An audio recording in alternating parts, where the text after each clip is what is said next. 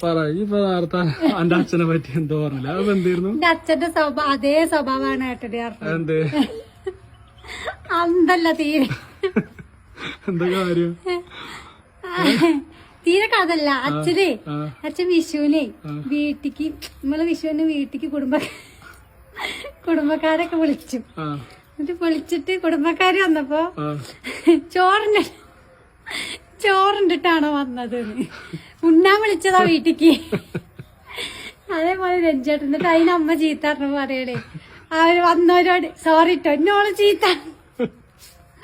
ഞാൻ അങ്ങനെ വിചാരിച്ച് പറഞ്ഞല്ല സോറി ട്ടോ എന്റെ അച്ഛൻ.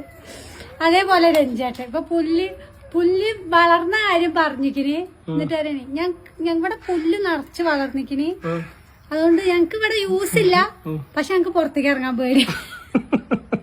ഞാൻ രണ്ട് തലച്ചോർന്നായിരുന്നാണ് ഇനി പറഞ്ഞിട്ട് കാര്യം.